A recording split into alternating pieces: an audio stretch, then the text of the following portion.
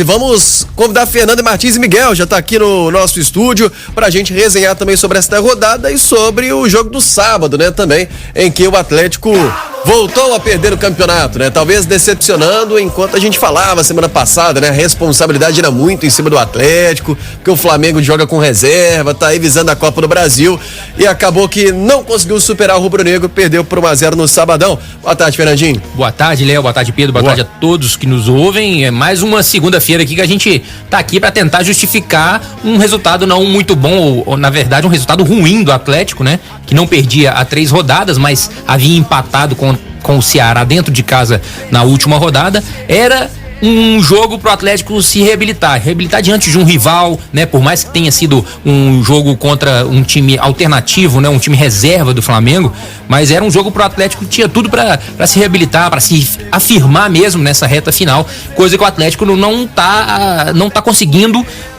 fazer acontecer, né, essa afirmação. O time oscila demais e nem de longe lembra a equipe que passava a confiança no passado, né? O time ia para os jogos, você sabia que pelo menos ia ter uma grande atuação e ficar muito perto da vitória. O Atlético hoje não. O Atlético hoje, mesmo com a equipe do Flamengo sendo reserva, o torcedor atleticano estava meio apreensivo, né? Tinha essa questão da responsabilidade de vencer e tudo mais, e a gente viu um futebol bem ruim no primeiro tempo, né? Melhorou um pouco no segundo tempo, mas o Atlético totalmente incompetente aí nas finalizações, né? Até nas armações de jogada e tudo mais, e a gente vai de encontro ao que o Cuca fala, né?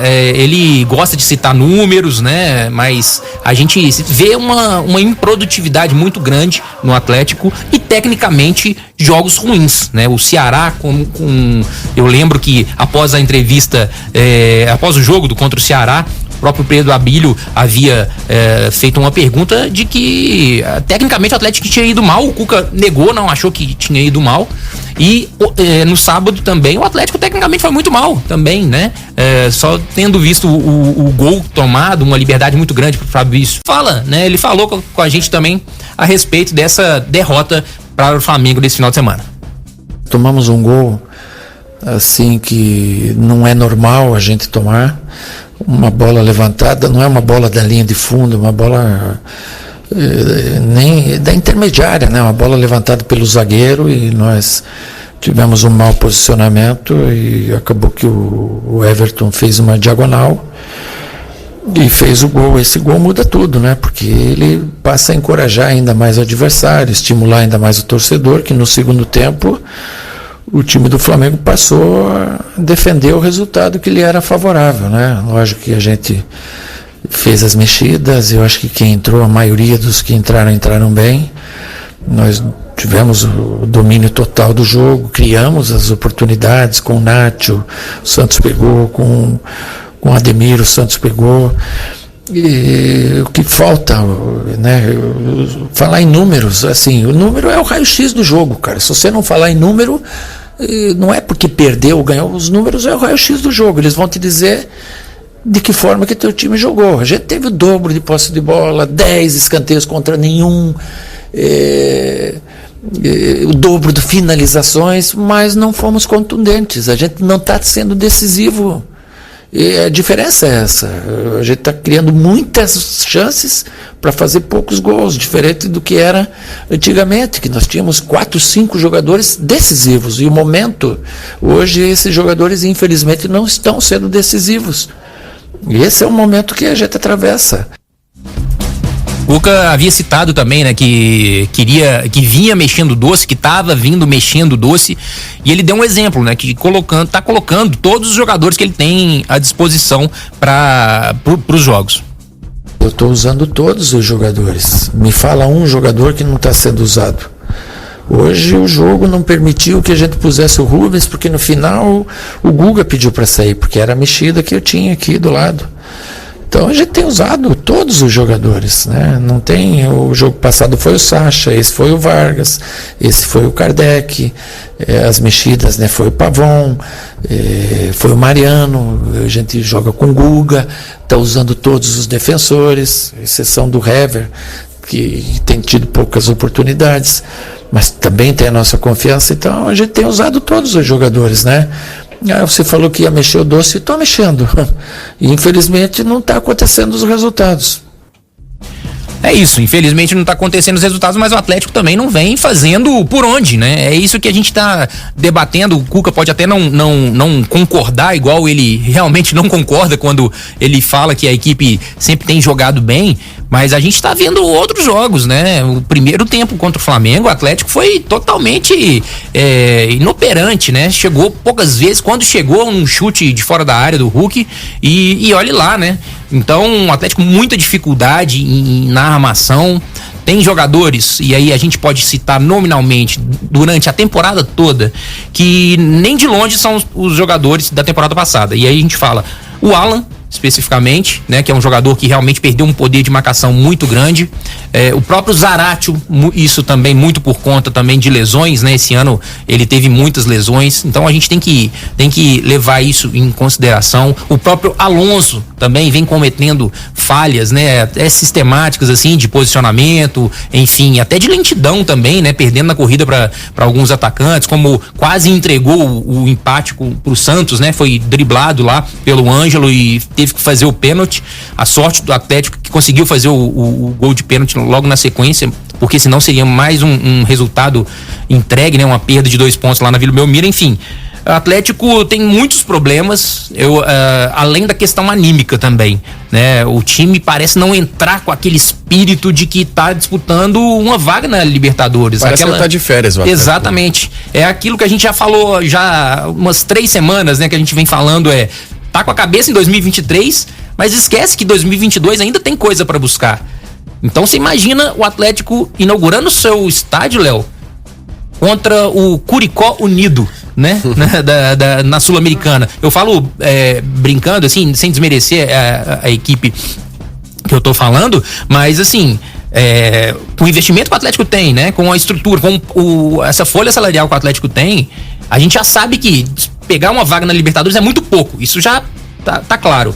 Agora, mas é o mínimo que se espera. A pressão tá muito grande ainda depois desse resultado. E a gente vai dar um dado aqui super importante. No próximo jogo é contra o Fortaleza na segunda-feira, dia 24, né? Lá em Fortaleza.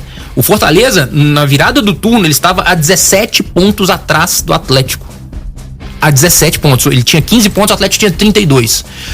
No próximo jogo, se o Atlético for derrotado lá do Castelão, o Fortaleza passa o Atlético no número de vitórias. Iguala no número de pontos, 47, e passa o Atlético no número de vitórias. O retorno do Fortaleza é vice-líder, tô vendo aqui, tem 29 pontos, né? E o Atlético, no retorno da competição, tem a 12ª melhor campanha com 15 pontos.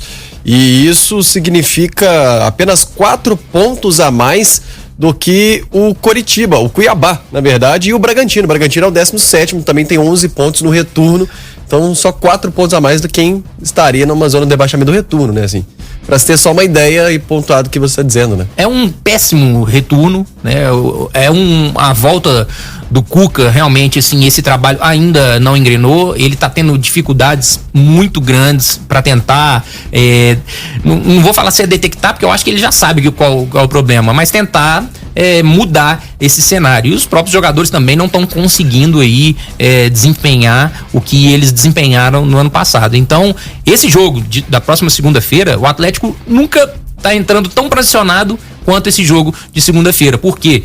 Uma derrota lá, perde uma posição, o América tá com 2 pontos a menos, tem o São Paulo que tem um jogo a menos ainda a fazer, que pode encostar, Botafogo, enfim, equipes que vêm até jogando melhor, né, que é o Atlético, que podem muito bem passar ou encostar de vez e o Atlético ver essa última vaga na fase preliminar e ir embora na Libertadores. Não tá tão tranquilo assim na tabela, já começa a não ficar, né? Porque antes o Atlético, né, perdia, ganhava, seguia 7º colocado e iria seguir por muito tempo. Agora já não é mais assim. E embora ele tenha trazido números ainda na coletiva, o Pedro, acho que ele começou a concordar quando você perguntou pra ele que o Atlético não tá jogando tão bem assim tecnicamente. Porque ele fala o problema, um dos problemas, que jogadores decisivos não estão decidindo mais, né? Ah, mas mesmo assim... Isso é uma queda de técnico. Eu acho que ele não reconhece essa, não. Eu acho que ele não entende que é uma queda técnica, não. Minha opinião é o seguinte, você tá lá mexendo o doce começou a empelotar, mexe mais rápido, mexe de outro jeito, diminui o fogo, sei lá, você vai ter que mexer diferente. E acho que ele não tá mexendo diferente. A escalação é a mesma. Olha a escalação do ano passado e a escalação que jogou sábado. Pra mim é a mesma coisa. E o jeito de jogar é mesmo. O Atlético se tornou um time previsível do ano passado pra cá. E essa previsibilidade passa muito pelas peças iguais. Então eu acho que o Flamengo, com os reservas, ele teve pouca dificuldade defensiva. Os lances que o Atlético teve de perigo foram de 2 desvios errados, né? Do Marinho e do João Gomes, que acabaram gerando os lances do Ademir e do Nacho. Antes tinha uma sorte melhor, né? Cara a cara ali, ele... Não, o Santos saiu muito bem também, ao contrário do Everson no gol do Cebolinha aos 37 minutos do primeiro tempo. Do Guga e do Everson, que pra mim falharam, além da marcação que não abafou o Fabrício Bruno. Então pra mim é isso, acho que não vai mudar enquanto realmente o Doce não for mexido de verdade. E as mudanças dentro dos jogos, né, estão sendo a mesma, né? Você sabe que uma hora ou outra o Ademir vai entrar, o Pavão vai entrar, não que eles não tenham que jogar, mas em algum momento da partida, em alguma função diferente do que fazem, né? É tentar realmente, igual você falou, mexer o Doce, fazer algo diferente, porque tá fazendo o mesmo e a gente não tá vendo nenhuma evolução. Ganha um jogo aqui, ganha um jogo ali, empata quando não pode, perde quando também não pode, enfim. Essa situação do Atlético realmente tá cada vez mais deixando a torcida de cabelo em pé, porque não se imagina hoje o Atlético ficando de fora de uma pré-Libertadores, né? Vamos falar pré-Libertadores, é errado falar pré-Libertadores porque as fases preliminares já fazem parte da Libertadores, mas Fica o melhor jeito de entender também quando você fala pré-Libertadores. Assim, é uma fase que antecede a fase de grupos, né? Mas o Atlético, nesse momento, nesse ano, ficar fora de uma pré-Libertadores é um prejuízo muito grande pro clube, né? E eu acho que os jogadores ainda não entenderam, não sacaram e talvez acreditem que possa jogar, possa ganhar a vaga quando acharem que devem, né? Então, tá rolando, a gente não vê uma indignação por parte do time durante o jogo, sabe? Quando tá perdendo. E eu acho que é isso que deixa a torcida mais preocupada por conta disso. É verdade. Gente, última do Galo, de volta, Fernando Martins e Miguel. Atlético que já voltou a treinar, né? Nessa segunda-feira pela manhã, vai treinar todos os dias da semana pela parte da manhã, exceto amanhã, né? Mas vai treinar até domingo, já que o jogo contra o Fortaleza vai ser na segunda-feira. Pelo menos o torcedor atleticano não vai ter estresse no próximo final de semana, porque o time joga na segunda-feira. E o Keno, né, vai ser reavaliado. Ele sofreu uma entorse no tornozelo direito e começou a fazer já a fisioterapia. Então, uma semana toda aí longa, para quem sabe ele esteja recuperado para jogar lá no Castelão.